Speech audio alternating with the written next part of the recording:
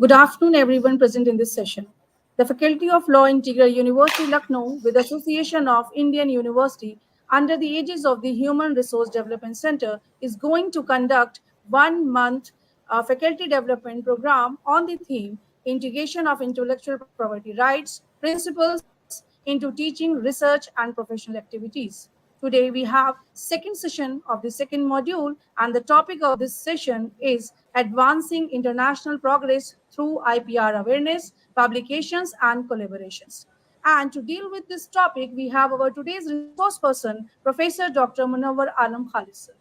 He is currently Dean Students Welfare and former Head Department of Environmental Science at Integral University, Lucknow. He is a doctorate and MPhil in zoology from Aligarh Muslim University and holds a postgraduate diploma in remote sensing from Indian Institute of Remote Sensing, Dehradun, and is also a lead auditor in environmental management system ISO 14001. He is having more than 35 years of distinguished career in research and academics, especially in the field of wildlife conservation and management, climate change, biodiversity, environmental sustainability, forestry carbon estimation, remote sensing, GIS, environmental impact assessment, etc. He is former director of India Regional Climate Center, Earthwatch, United Kingdom, and officiating director, Europe Regional Climate Center, Oxford, for Earthwatch Institute, UK, for a global project on climate change under HSBC Climate Partnership during 2008 to 2012. He has worked as protected area ecologist at Buxa Tiger Reserve, West Bengal, under World Bank India Eco Development Project Global Environmental Facilities, and was senior wildlife biologist of Wildlife Institute of India in West Bengal, Man Elephant Conflict Project funded under World Bank Forestry Project. He was observer and expert for corporate sustainability training programs at China, Hong Kong, and United Kingdom. He was delegation member and wildlife expert in the expert committee constituted by Central Water Commission. He has contributed as wildlife, climate change, and biodiversity expert for an Asian Development Bank project on South Asia's sub-regional economic cooperation road connectivity investment highways project in North Bengal, West Bengal, and India. He had worked with reputed organizations like Wildlife Institute of India, Forestry Survey of India, West Bengal Forest Department, Indian Council of Medical Research, the Energy and Resource Institute, TERI. He evaluated, reviewed international, nationally funded projects on environment, EIA, climate change, biodiversity, agriculture, and wildlife, etc. As a member of biodiversity and sustainable development with reputed organizations. He was team member in formulating the first approved small-scale clean development mechanism, afforestation, reforestation, forestry project for India, which got registered under the United Nations Framework Convention on Climate Change. He has delivered talks internationally at Oxford, London, China, Hong Kong, Bristol, Saudi Arabia, Nepal, etc., and has been conferred various awards like Lifetime Achievement Award by Nepal Aquaculture Society, Kathmandu, National Environmental Science Academy, New Delhi, Diwan Mehta National Education Award for Best Professor in Environmental Science by Business School Affair, Mumbai, Dr. APJ Abdul Kalam Green Environment Promotion Award for Environmental Protection and Social Awareness by Local Environment and Social Association, New Delhi. Fifth National Award for Excellence in Education 2021 by MP Mumbai and ABRF Excellence Award for Environmental Research by Asian Biological Research Foundation, Prayagraj, India. He was also awarded Climate Reality Leadership Certificate from Mr. A.I. Gore Nobel laureate and former US Vice President at New Delhi.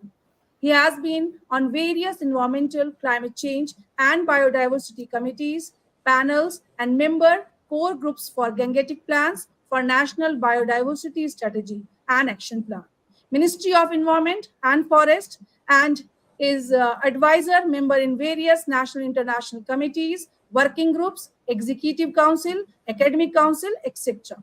He has conducted training programs as course director for India State Forest Service, officer for Ministry of Environment and Forest at Terry and MIT University. He has chaired number of sessions in international national seminars, conferences, and delivered keynote addresses. He is member of various editorial boards and has guiding number of PhD students from India and Nepal in interdisciplinary fields of environment, climate change, and wildlife conservation, and has also evaluated, examined PhD theses of students from various universities. He has published 8 books, number of book chapters, and more than 120 research papers. Now, without wasting much time, I would like to invite Professor M. Khalis sir for his insightful lecture. Over to you, sir. Thank you so much, Dr. Sadaf, for your kind introduction. And uh, as I said, just I would like to have my presentation uh, so that I can move with this. If you can make it full screen. Yeah. Thank you so much. Thank you so much. So, well, friends, this slight modification in my topic, which the title which Dr. Sadaf has explained, well, it is intellectual property rights in context to academics and biodiversity. Because I am basically a person from environment, wildlife, and biodiversity. So I thought that's very, very important because in our field also, the IPR plays a very, very important role. So just quickly we'll brush up what is basically intellectual. There is a difference between intellectual property and the intellectual property rights. So first we have to understand what is property. Basically, it refers to all intangible assets like inventions, literary, artistic work, design, symbols, names, images, etc. And they are protected by law to prevent unauthorized use or exploitation without permission. And this protection, it ensures creators and the innovators that they get benefit economically from their creations and also foster innovations and creativity across various industries. So India's legal framework, which includes patent, trademark, copyright, designs, etc., it is in aligning with the global standard to safeguard the intellectual property rights. Well, intellectual property basically comprises of two different forms. One is literary and artistic work, and second is industrial. So all those things like books, paintings, musical compositions, plays, music, and other artistic work, they're all protected by copyright, and they form that. And the industrial property is, and which is described in terms of physical matter, that is any product or an idea or a concept which is posed for commercial purpose. So they are protected by patents, trademarks, and the trade secrets. Well, in pictorial form, you can see that anything which is created from mind is called intellectual property. Anything. It can have copyright, and those things which can be copyrighted are literary work, films, music, etc., as I told you. And those things which has trademark or patents or industrial design, they are all industrial property. Well, another thing which I said, there is a difference between intellectual property and intellectual property rights. So let us try to understand intellectual property rights. These refer to the legal rights given to the inventor or creator. And why it is done? It has to, because to protect his invention or creation for a certain period of time. It has got a time limit. It expires. Then these legal rights, they confer an exclusive right to the inventor, creator, or his assignee to fully utilize his invention or creation for that particular given period of time. IPR is a very strong tool because it helps to protect the investments, time, money, efforts invested by the inventor or creator of that particular intellectual property, because it is protected as it is granted this particular inventor creator with an exclusive right. So thus intellectual property right in this way aids the economic development of a country because it promotes healthy competition and it encourages industrial development and economic growth, which in the present review furnishes a brief overview of special emphasis on, for example, pharmaceutical companies. Well, in India, there are 7 types of intellectual property rights which are granted to the individuals. These are patents, copyrights, trademarks, trade secrets, geographical indications, plant varieties, and then industrial design. Patents, they protect ideas and inventions, whereas copyright, they protect ideas and original work of the author and creator for their unique work to be in written work, music, arts, etc. Whereas this trademark, it protects design and symbols that provide identity for their good and services. And then trade secrets, they protect special things like formulas, customer lists, which a company gives just for the competitive advantages. It can be, maybe it can be licensed, or that data can be sold. Then geographical indications, that as you can see, geographic, it is concerned with the origin. It protects the name of the product from where it has originated. Then the plant varieties, it protects new varieties of plant that are uniform or distinct, which is very unique. Then industrial design, all visual appearance of the product like shape, size, color. That is why you see there is a huge competition among brands in the industrial, and every time a particular brand which becomes very famous, that then sells for a very long period of time. Same thing in very pictorial form. What are the different types of so intellectual property right as is at the center, and these 7 different: copyright, patent, industrial design, as we have seen. Well, little bit more on these very important aspects. Patent.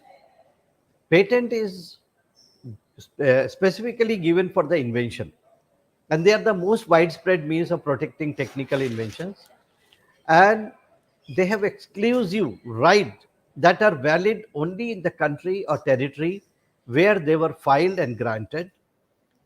Then it has got a novelty, it should have a novelty.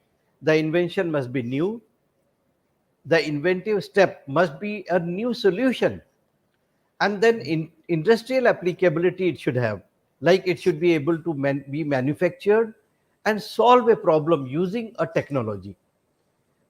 Also, it is very important that patent should have a very clear description, that is how to make and use, and also it should be workable. It should not be just a theoretical, it must work, then only it will be a workable invention. And these are the different signs of the patent. When we see that when it is patented, different signs which are given. Then 2 3 more very important is geographical indication, GI. You may have seen somewhere signs that appear on a commodities because it tells us about the specific geographical origin of that particular product. So it is more than just a description of the product origin. It indicates the connection between quality, reputation, or characteristics of that good and its territory. For example, we all wait for, let us have Kashmir apple. Let us have for some particular places related with particular product, because it has got a GI, it has got a commodity which is specific to that particular region. So it will have different taste, different characteristics, different quality. Then the plant variety protection. It is basically known as the plant breeder's right because it's a type of intellectual property right granted to breeder for a new plant variety in connection with certain acts relating to the exploitation of the protected variety that require the breeder's prior authorization. Then we have trademarks. It is very common. I think most of you must have heard it. This is trademark is a distinctive indication that distinguishes certain goods or services, and they can be registered for both goods and services. And as per the governed by the national and regional intellectual property rights rules and regulations. Then the trade secrets. It encompasses confidential information like formulas, what is the process or the customer list. And keeping trade secrets confidential is crucial for maintaining market dominance. Then we have industrial design. These are applied to wide variety of industrial products and handicraft. They refer to ornamental or aesthetic aspect of an article. Then, in registering their industrial design, manufacturers protect one of the creative element that determine market success. And it usually, as I said, it has got an expiry period. So the usual maximum term is from 10 to 25 years, in for which this is provided. Then the copyrights. These are legally described term to describe the rights of the authors of literary and artistic work. So these are the copy, and it can be for books and other writing, musical compositions, paintings, sculpture, computer programs, and films, and can be given up to a period of 50 years after the death of the author. And under copyright, there are two categories. One is economic right, another is moral rights. So, economic right, which allows the owners of the right to profit financially from the utilization of their work by others, and moral rights, which protect the author's non economic interest. Well, in terms of Indian context, IPR, how it's all started when this new economic policy of liberalization started in 1991 in India, privatization, globalization. So India began to open up its economy and integrate with the global economy. And in immediately within 3 years, in 1994, India became signatory of the TRIPS agreement under the World Trade Organization. And because of the increased demand to improve India's intellectual property rights with the evolving global best practices for intellectual property. The seven objectives of the national intellectual property right policies were set up, and these can be summarized as number one, to raise awareness about IPR benefits across society, stimulate creation of intellectual property assets, maintain a balanced legal framework, modernize administration of IPR, facilitate commercialization of IPR, strengthen enforcement against infringement, and then develop human capital for IPR management and innovation. And this policy it strives to integrate IPR into national developmental agencies, ensuring India's competitiveness in the global economy.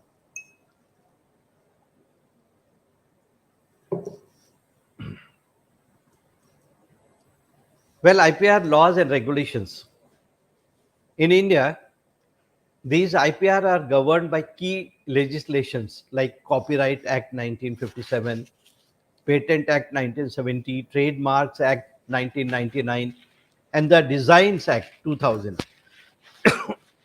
And these laws they form the backbone of India's legal framework because they help in protecting the enforcing intellectual property rights, and country has bolstered its commitment to fostering a strong IPR regime through the establishment of specialized IP tribunals and also adherence to international conventions and the treaties. So these measures they have ensured that creators, innovators, and business receive adequate legal protection for their invention, creative work, trademarks, and designs, and facilitate innovation, further innovation, and economic growth for the global competitiveness. Then India is member of World Trade Organization, which is committed to TRIPS, in short, we call it the trade related aspect of intellectual property agreement, and is also a member of World Intellectual Property Organization, in short, we called it WIPO, which is a body responsible for promotion of protection of intellectual property rights throughout the world. And it sets down the rules to confer certain exclusive right to the inventors or creators. And National Intellectual Property Right Policy 2016 of India, it was adopted in May 2016 as a vision document to guide the future development of IPR in the country. And its clarion call is Creative India, Innovative India.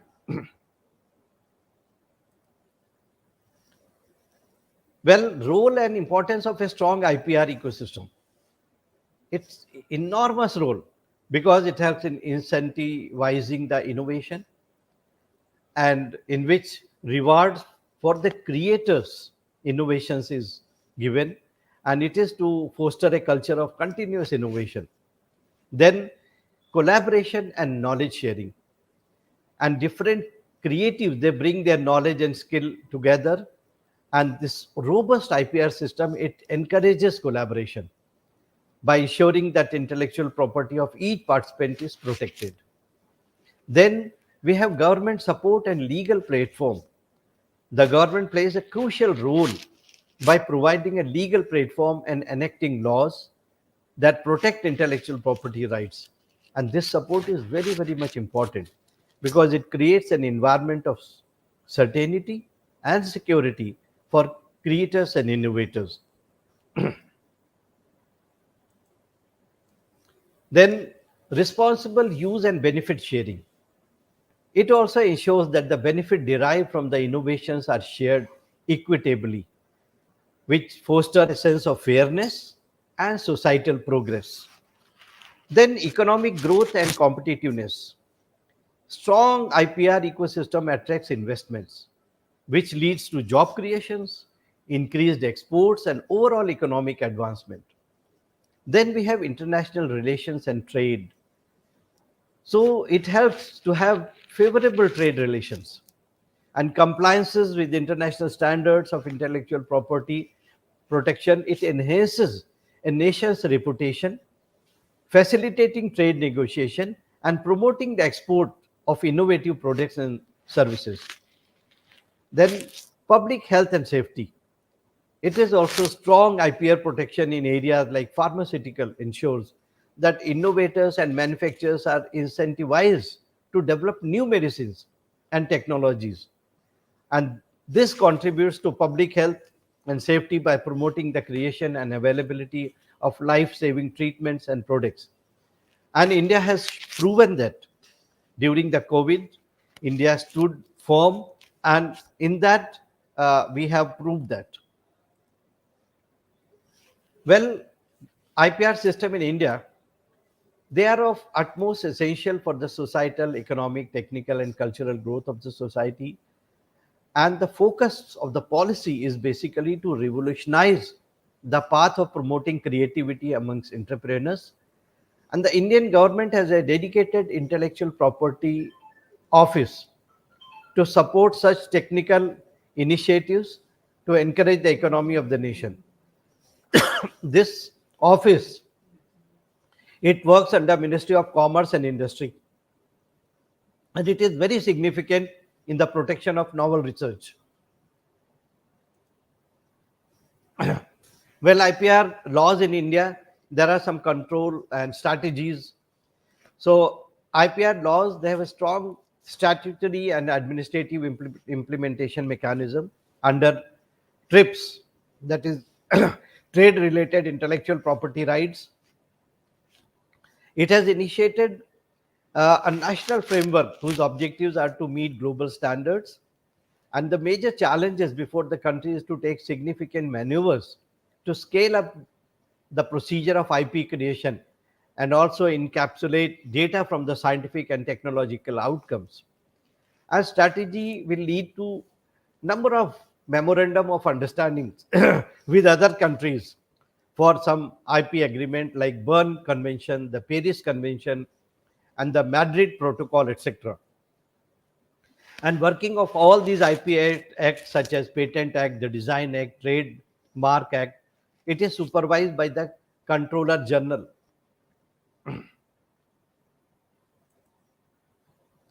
Well, now I would like to come, these were the general aspects of IPR.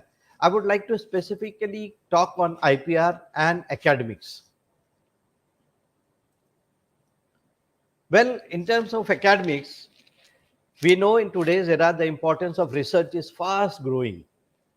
And research is the only thing which contributes towards intellectual, economic, environmental, technological, societal, health, all progress of a nation. So the national education policy, envisions the setting up of the National Research Foundation for this purpose. And the goal is to enable and create a culture of research that permeates Indian universities. And Digital India campaign, which is a boost towards transforming the entire nation into digitally empowered society. And empowered society will lead to a knowledge economy. The government, it has taken multiple steps to promote IPR in higher educational institutions.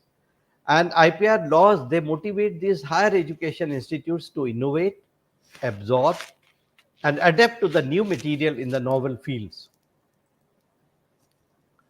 Basically, the legal framework of the IPR management policies in academic institutions, they have four different levels: international level, national level, institutional, and then professional associations related levels. We'll quickly have a look in all these four levels. Regional and international legislation for academic intellectual property. It includes treaties, conventions, agreements, guidelines, and recommendations.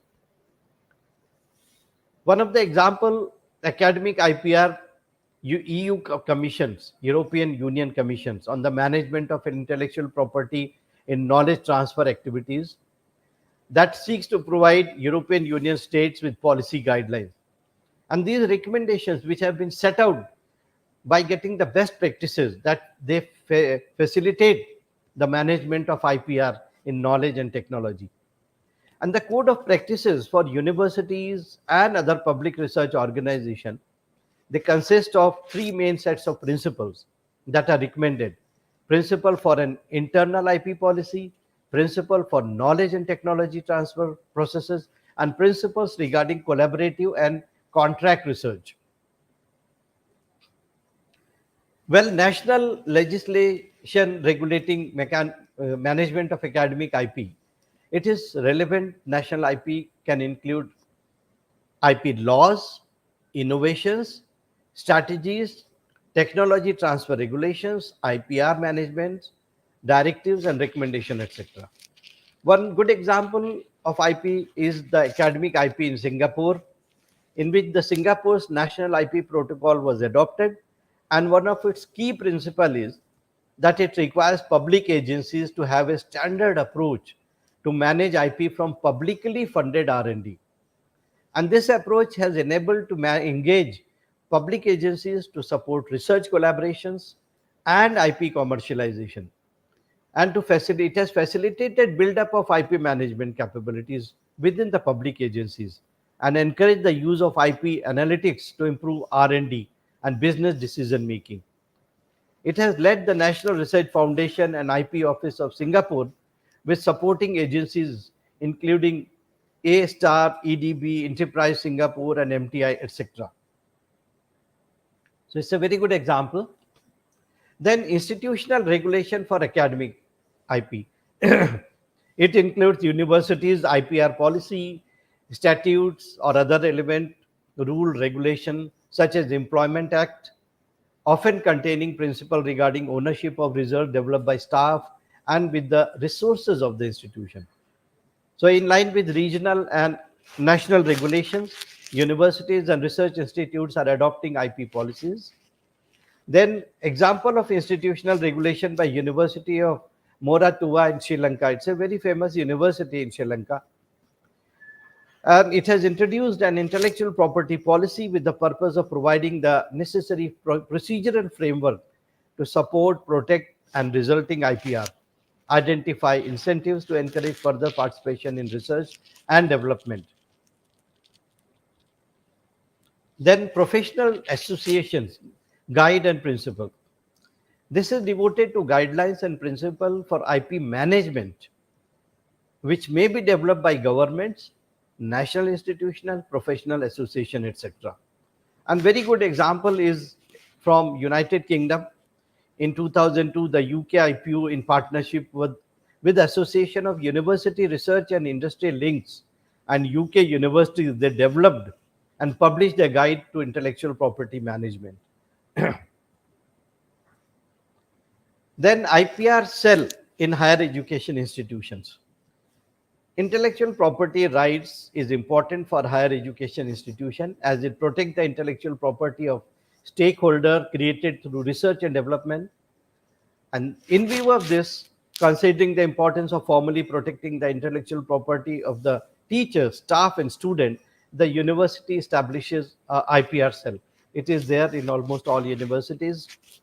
The purpose of the IPR cell is to facilitate, encourage, promote, and safeguard scientific inquiry, research pursuits, and the academic freedom of its faculty, researcher, and students.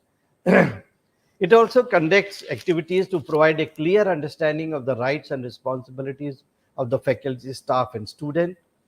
And it's not just limited to science and technology, but all faculties on the campus, like humanities, commerce and management, technology, interdisciplinary studies, etc. And the scope of IPR has increased from just patent to all types of IPs, such as copyright, GI, trademark, design, etc., to protect all forms of human creativity in every field. And this IPO, Intellectual Property Office, focuses on creating cognizance about IP in all institutions, including higher education institutions and universities.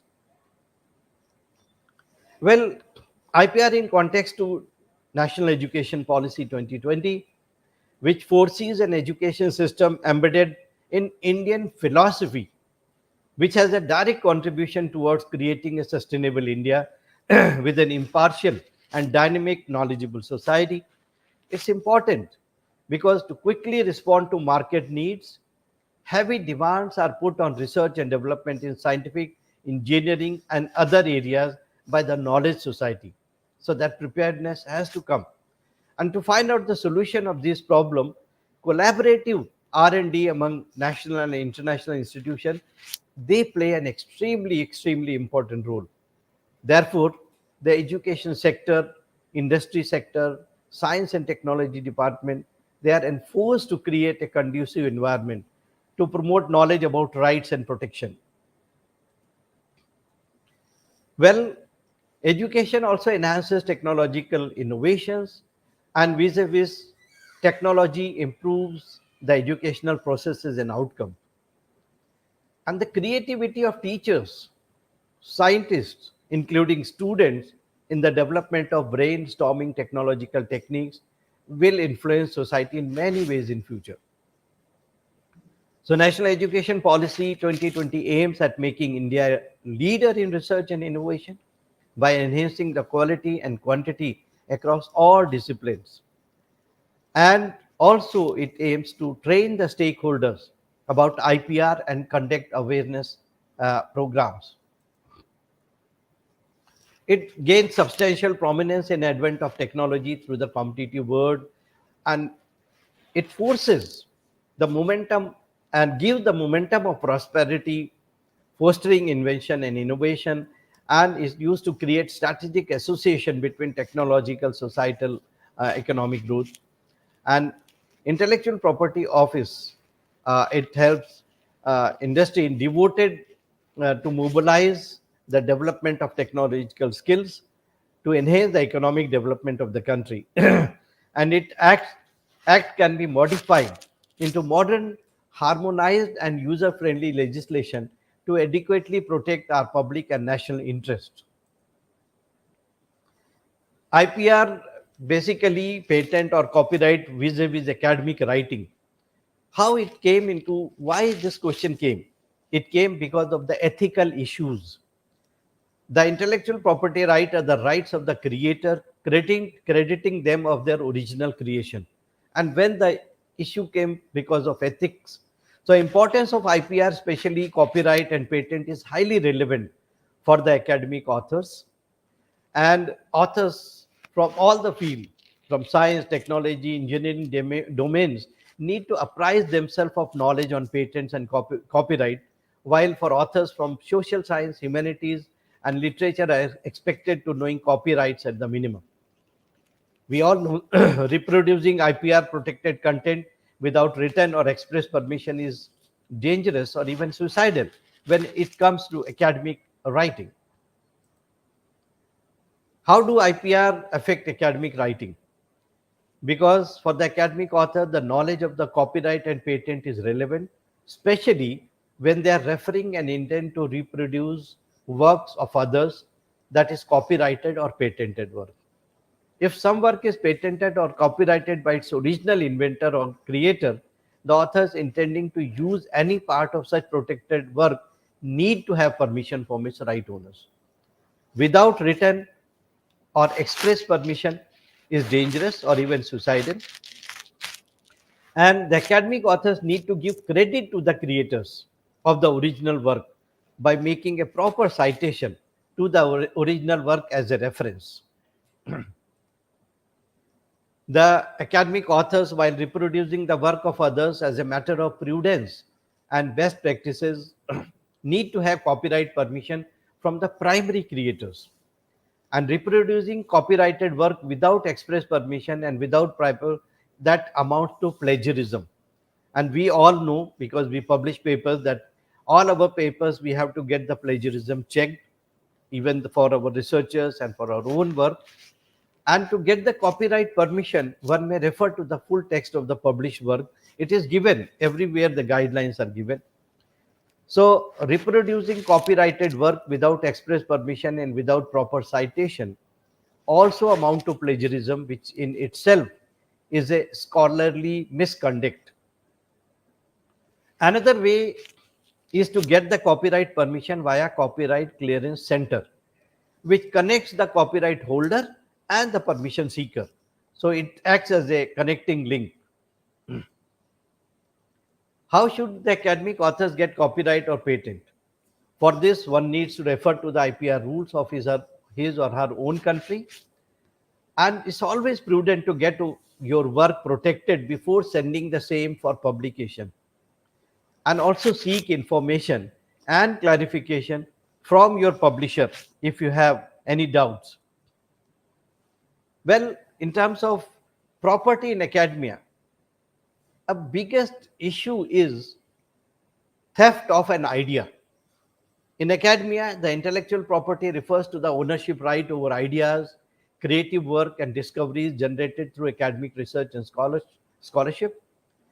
So, IPR aims to encourage innovation, creativity, and dissemination of knowledge, and typically governed by institutional policies and the agreement. How to recognize idea theft in academia? However, there are some signs to look out for that many indicate that your ideas are being stolen by others. So one of the most obvious sign is the plagiarism, in which you can catch it. Another is idea misappropriation, where someone takes credit for an idea that you shared with them in confidence. And this is research misconduct, is a more serious form of idea theft. And then fabricating data or results in order to support a particular idea or hypothesis. How to deal with this?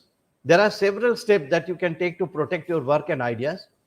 First, you keep good records of your research, secure your data and research material, and try to go for collaborative agreement, as it is also an important tool for preventing the idea theft. Then, if you find yourself the victim of idea theft, there are various steps. One option is contact the offender directly and try to resolve the issue.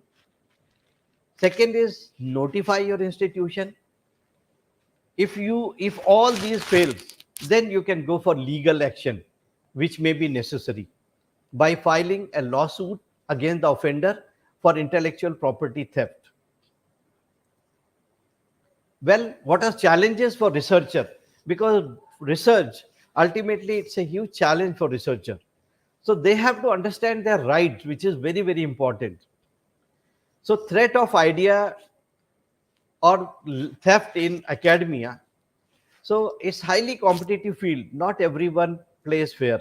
And unfortunately, this can lead to others taking credit of your work or ideas without giving you proper credit.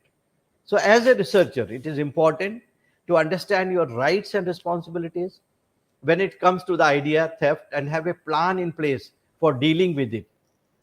And you as an academic have intellectual property rights that are designed to protect your work and ideas from being stolen by others.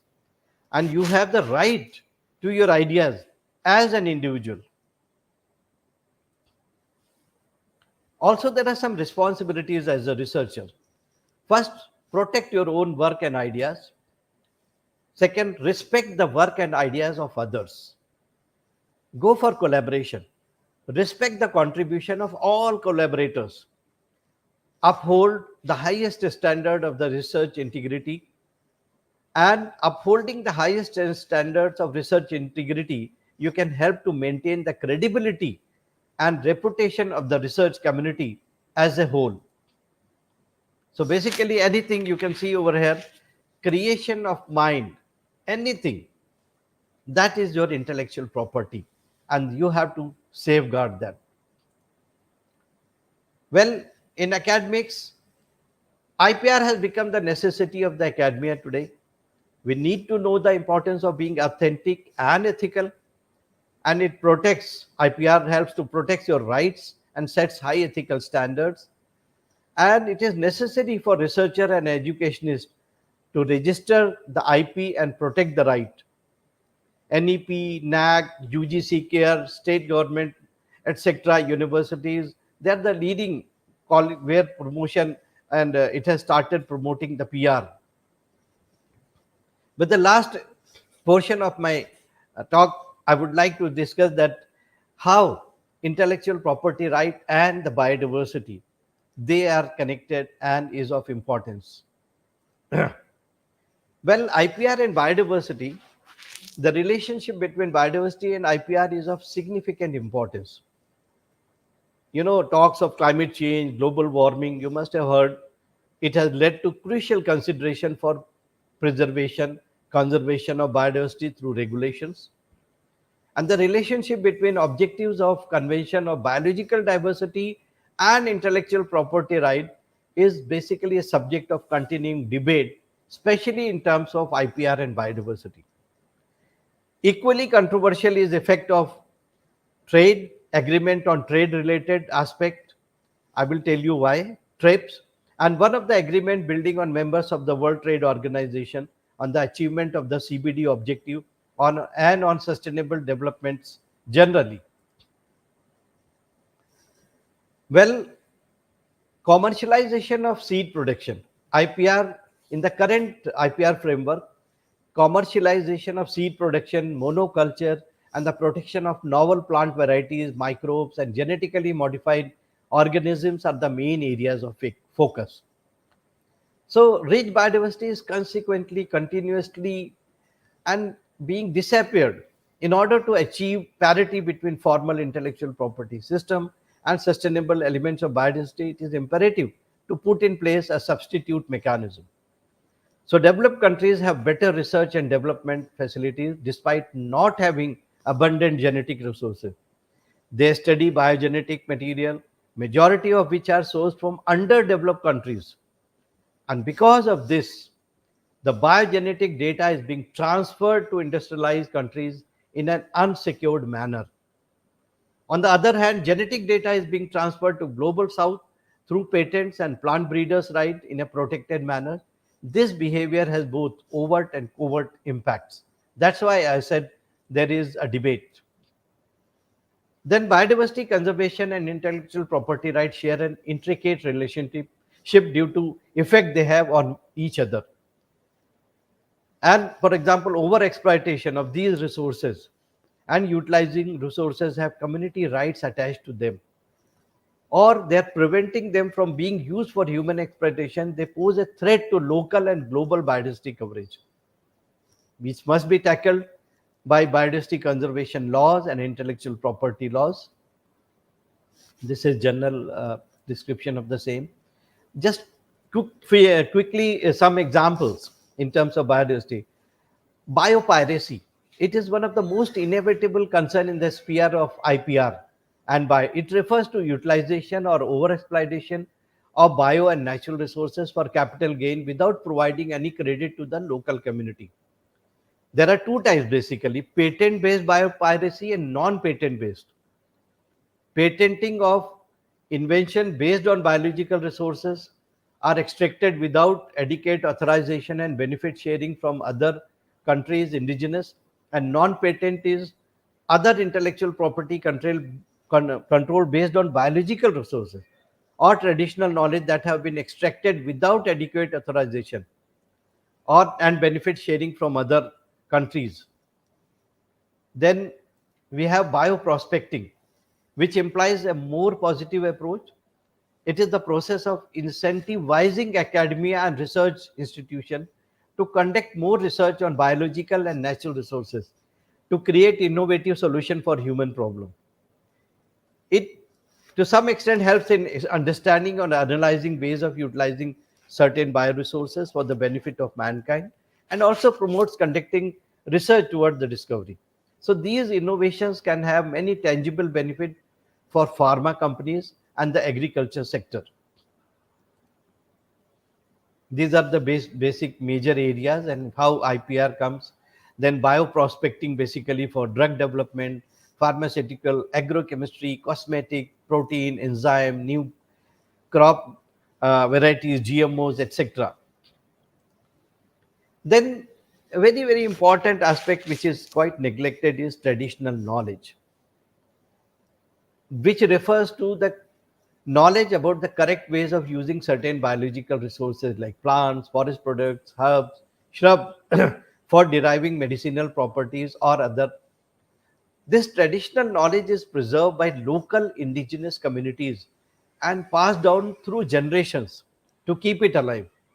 So appropriating this traditional knowledge can have an adverse effect on the local communities as they are largely dependent on it.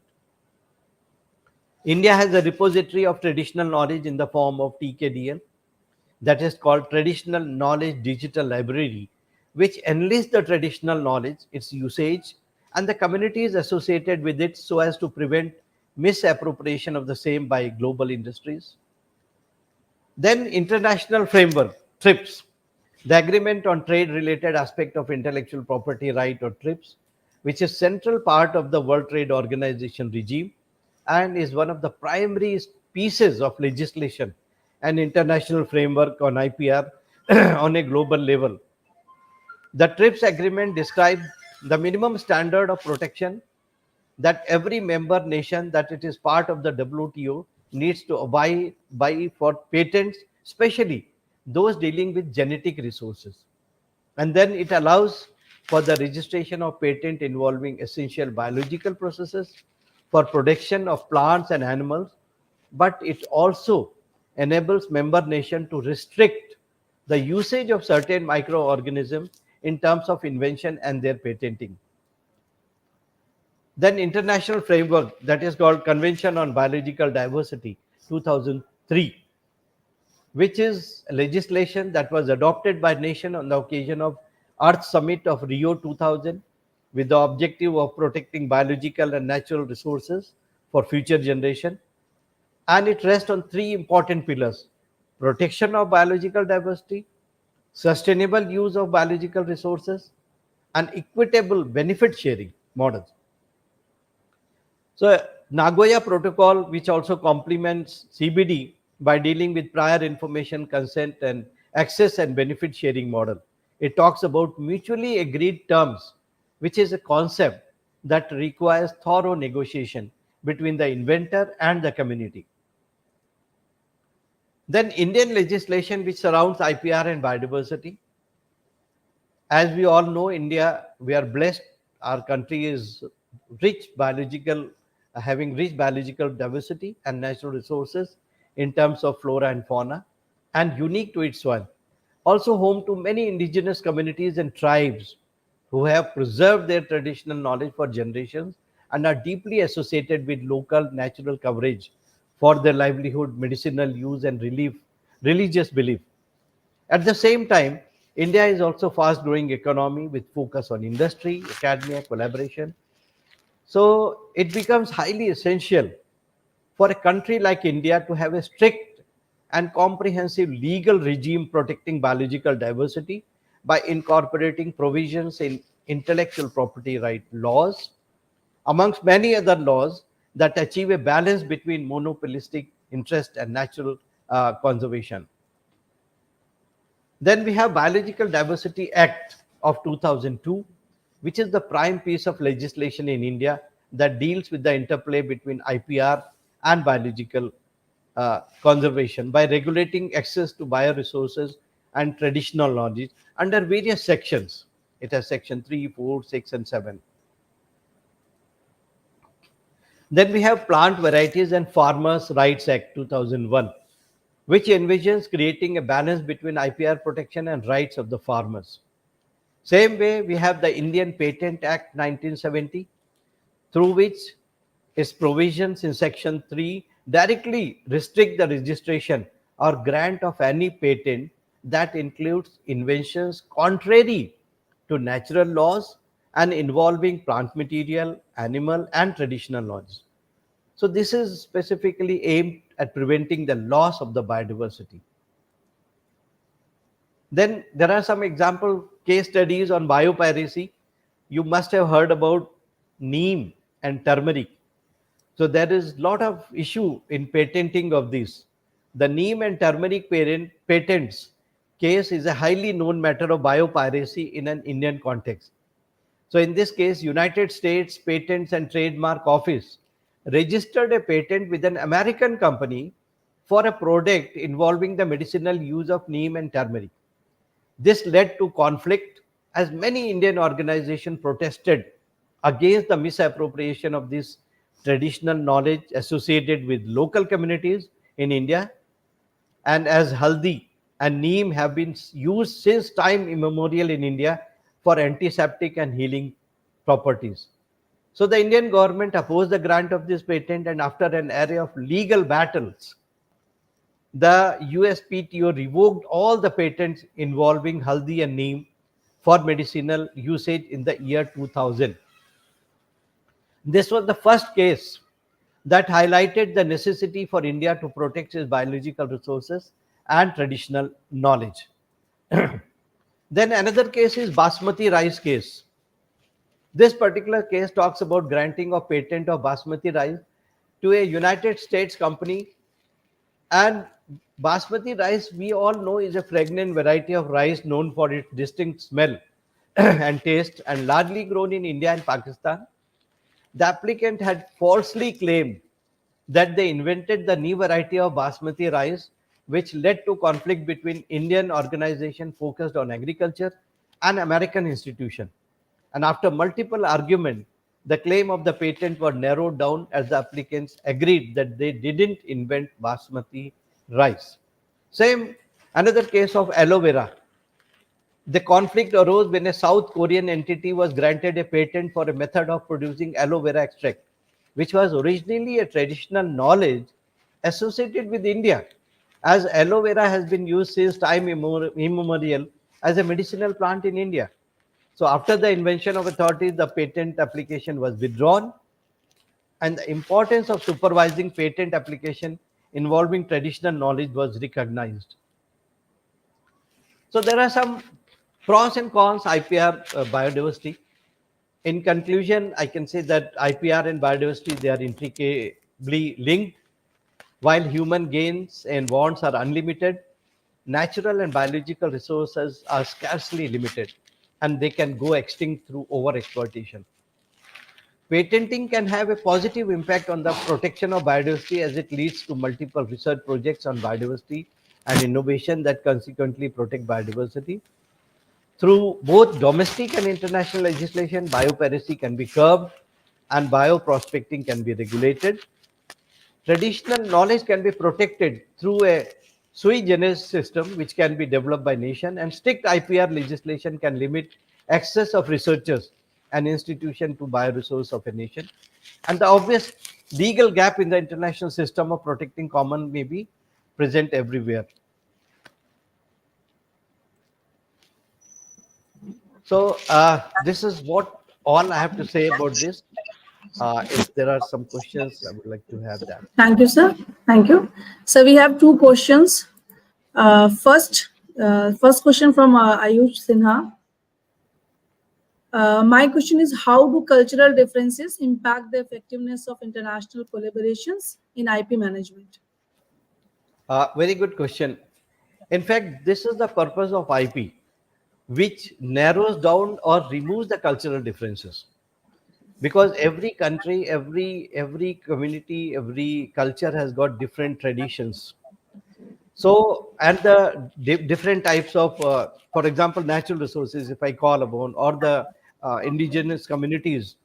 So, a workable principle is, taken care in with consultation with each other, which is agreeable and which can be easily agreed by, which does not impact the original culture or does not impact negatively impact the culture, but it helps in further conserving that culture. So that helps. And international collaboration in IP management is very, very important, because now it is a free trade global economy, and we import, we export.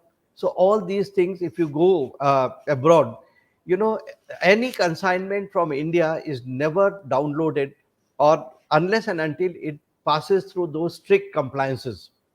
There are quarantine, there are so many things you have to prove your this thing, and as per their standards, because we have to upgrade ourselves to, for example, if I'm sending something to United Kingdom, they have their own set of standards. Every country has got its own set of standards. So this IPR helps in bringing all those things together, and then taking a viable path in which, say, maximum 10, if out of 10, 6 are okay, then this product can be acceptable. So it helps in that way. Sir, second question. The question is, this is in relation to biodiversity, is the traditional knowledge, how we as a developing country can protect it internationally apart from having TKDL. Very good question. Again, TKDL, as it is just, you know, you can say a repository, or something where inventorization and things are being brought together. So we know at one place what all exists, where it all exists. But traditional knowledge in relation to biodiversity for the developing countries, how it can be internationally, especially through IPR, when if somebody, because I have seen, I myself have spent 5 years in United Kingdom. Most of those people do to conduct the studies, to conduct their for their own students in Oxford University, where I was. They used to go to African countries, they used to go to developing countries, they used to go to poor countries, because the resources on which they were working, they have very limited resources over there, very limited resources. Biodiversity, in terms of that, I will give you a very interesting example. I was conducting a assessment of biodiversity in very beautiful plot called Wytham Woods in Oxford University. It is 400-year-old forest, and 1 hectare by 1 hectare plot has only a biodiversity species which is around 10 to 12. Whereas the same area, when I was doing at Western Ghats in my country, India, we had more than 120 to 150 different species which is there. So if we look into richness of natural resources, we are richer than them, they are poorer than us. And our traditional tribes knowledges, once I was visiting Rajiji National Park, where the Gujars, I was interacting with them. Enormous amount of knowledge they have for the medicinal plants. They never used to go to doctors. They have their own old lady, which showed me the box with all those jadi booties in that. And she was not ready to part and even tell the name of those things. So, to conserve that, we need to have very strong legislation, and we have to, first of all, value and document our indigenous knowledge, the traditional knowledges, which is still lacking. It has not been done. Then only we will be able to protect our thing and from the international community. Thank you.